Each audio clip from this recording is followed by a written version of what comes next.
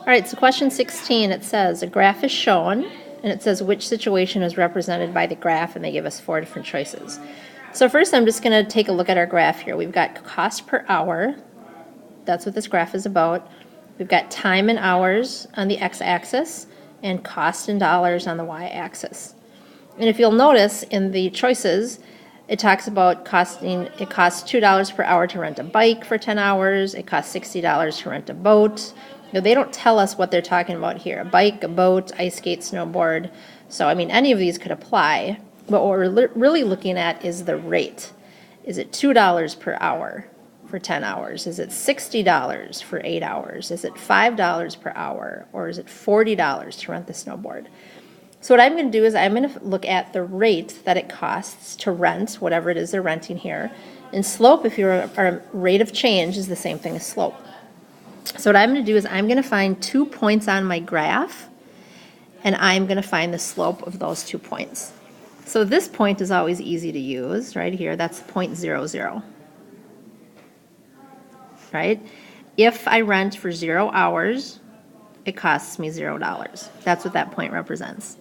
And then I'll take another point, and again, I want to pick a point that lands on where grid lines cross. Like this would be a good point, this would be a good point. You know, don't pick a point like this, because this is 3, and then you go up to maybe it's 12 or 13, it's hard to tell. So I'm going to pick, I mean, this is an easy point right here. For 2 hours, it costs $10. So the point 2, 10 will be my other. So that's 2 hours. And something costs $10.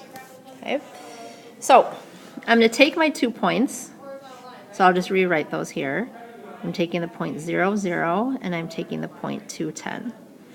If you remember slope, the formula for slope is y sub 2 minus y sub 1 over x sub 2 minus x sub 1.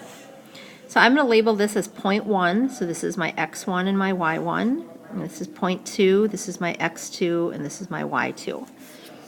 So then it's just a matter of plugging into the formula. So my y sub 2 was 10, minus my y sub 1, which is 0. And my x sub 2 was 2, minus my x sub 1, which is 0. So 10 minus 0 is 10, and 2 minus 0 is 2. And I can simplify that. So if I simplify, I would get 5 over 1. And this 5, if you remember, this 5, I took the y sub 2 minus the y sub 1. And my y coordinates, remember, have to deal with money. So this means $5.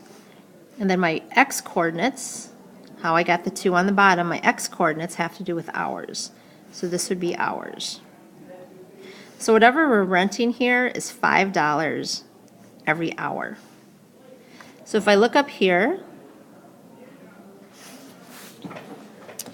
my first choice is it costs $2 per hour. So I know that's not correct. If I look at the next choice, it's $60 for 8 hours. Now let's write that as a rate, $60 for 8 hours. Okay? So if I were to simplify that, if I take 6, because those are both divisible by, let's see, 4. So if I divide 60 by 4, I would get 15. And if I divide 8 by 4, I would get 2. So that's the same thing as $15 every 2 hours. Or you could also say $7.50 every 1 hour. But either way, when I found the slope of the graph, I got $5 every 1 hour. So it does not look like it is B. Letter C says it costs $5 per hour to rent ice skates. $5 per hour is what I got. And remember, when they say per hour, that really means per 1 hour. It's like they could put a 1 right there. And then letter D says it costs $40 to rent a snowboard. So it's just $40. So if that was the case, that would be a horizontal line, you know, just at 40 if it costs $40 to rent a snowboard. So I know that's not the answer either. So this graph represents, and again I've just found my slope, that it costs $5 per hour to rent ice skates. So the answer would be C.